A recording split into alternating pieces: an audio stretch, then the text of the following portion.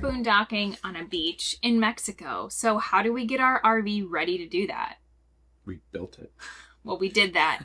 And specifically what we did to get this Airstream ready to do a lot of extended stays on beaches, in the woods, and anywhere that you're not going to have hookups. Some of the things that you need to consider when you are boondocking is what your needs are, what your family needs are. We definitely needed to talk about what our needs would be for boondocking. So you want to talk about electrical consumption and what that looks like? Solar systems look different for everybody. Some people need a lot more battery capacity than others, and learning your family's needs and building your system off of that. Are we needy? You are. I'll be the first to admit, I need to have my heating pad on at night. And that sucker does take a little bit of power. So these are things that are non-negotiable for me. Thankfully, I know a guy that was able to get us a really awesome solar setup so we can sustain that. We also have a generator, and that is powered by propane. Stuart's going to talk a little bit about that as well.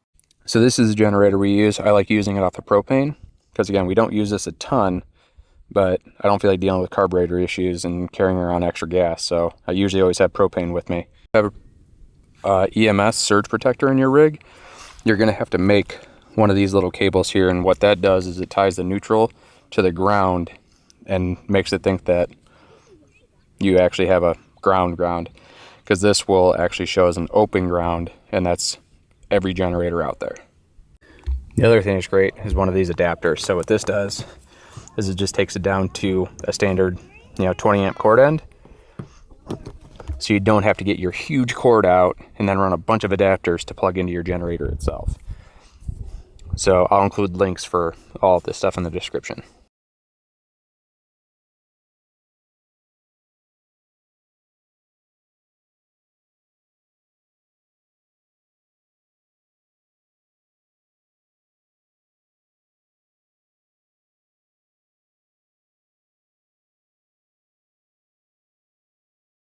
The other thing is water consumption. We had to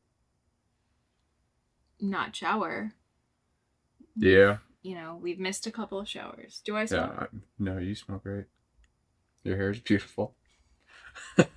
Costco made a lot of money on baby wipes from us for this trip. Yeah, that was I had my package of baby wipes. Baby wipes and dry shampoo are your friend. Now, it takes a little bit of getting used to. I am a shower everyday person, and so is he. But honestly, if you're getting these views, it is so worth it to just be stinky and dirty a little bit.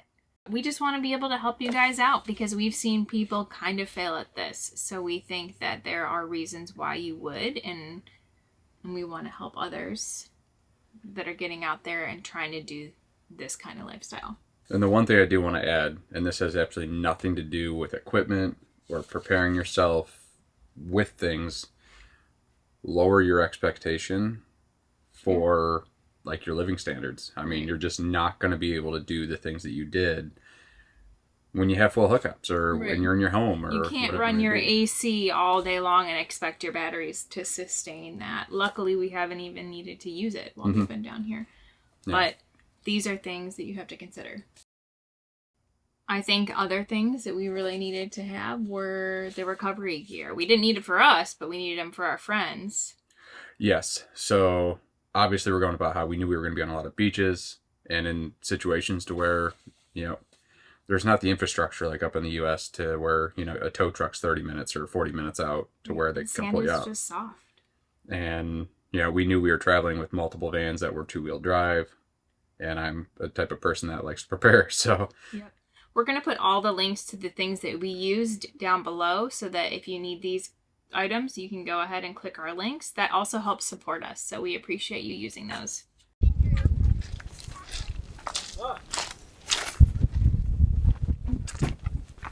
the first of many on this beach, I have a feeling. Yeah, this is my second time, so. That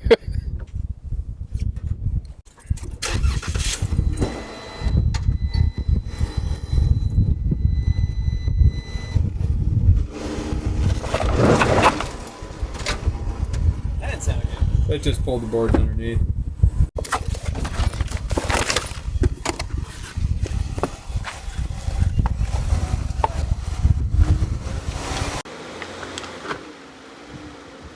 Don't run over my husband. We all need him. With this traction board because the other one got eaten. See what it does.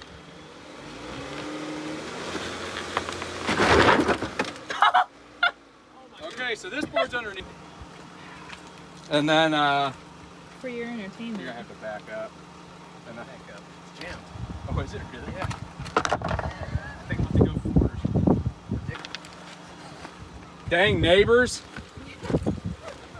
I mean, we're close. We don't have to be this close, right? This is close.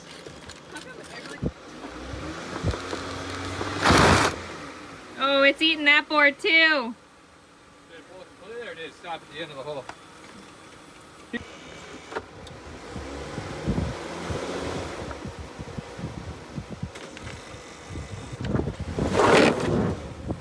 Yeah! What is going on?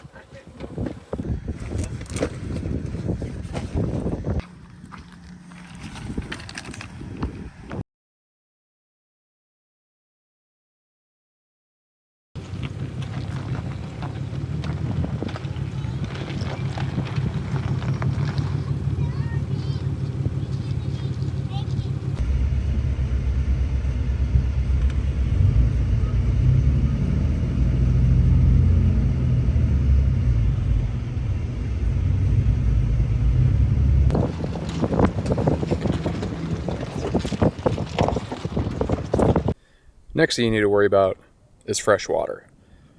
Up in the States, for the most part, you're not going to have any issues. You can, stop at campgrounds or gas stations or just about anywhere, borrow a hose or, pay a couple bucks just to, get access to the outside spigot to fill your tanks. Down here in Mexico, don't really have the luxury of, safe water anywhere you go. So even the city water is not technically drinkable. So what we've been doing is actually running all of our water through our blutech water filter on the front of the rig. That goes down to 0.2 microns, gets rid of all of the nasty stuff out of it, and that's what we fill our tank with. Then we have a secondary filter inside the Acuva, which we utilize for our drinking water, a charcoal filter, and then a UV filter to kill everything off. So inside, again, this is our Acuva filter. Turn this on, you can see it turns blue. We've really enjoyed that filter for the simple fact that drinking water out of a tank just never honestly tastes very good to us. And since that goes to another charcoal filter, it pulls that, tank taste out of it. So we've really, really enjoyed that filter. One of the things that we did when we bought this that, again, we knew we were going to be boondocking a lot. So we forgoed, however you say that, say it in the comments, make fun of me. We ended up going with a composting toilet. The big reason that we went with that was we didn't want to worry about a black tank. So we have a Nature's Head composting toilet. We've been getting about a month of use out of this before actually having to change out the media. And all you do with that is put it in a garbage bag and throw it away. Big thing you want to talk about with boondocking is being connected. So for us, when it comes to internet, we have 3 options. We have a Verizon home internet, we have a T-Mobile home internet, and then for like the great boondocking, we have Starlink.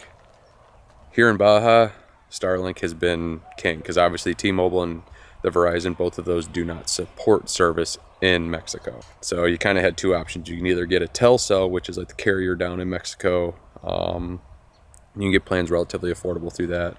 Or obviously in our case, we had Starlink, so we've been using that while we're down here. And it's been awesome.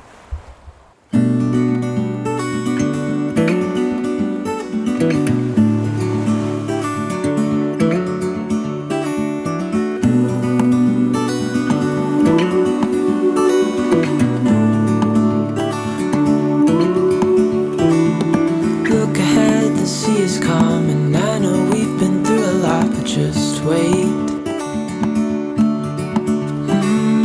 Wait for better days to come and carry us like wind in our sails.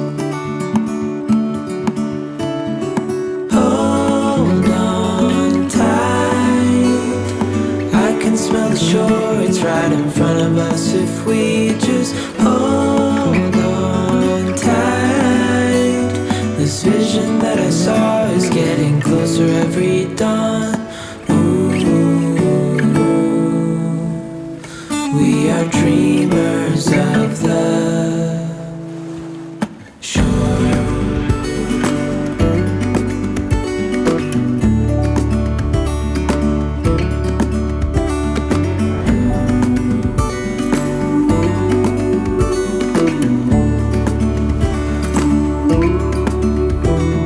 7 years now on this boat, and we all know where we belong. Just wait.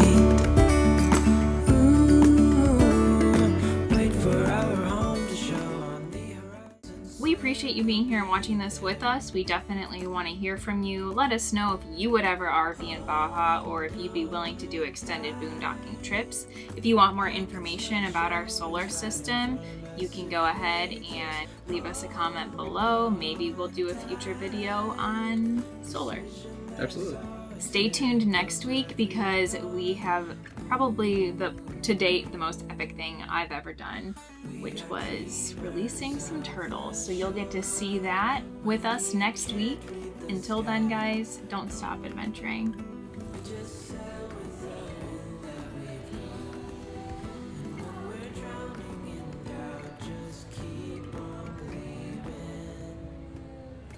We are dreamers.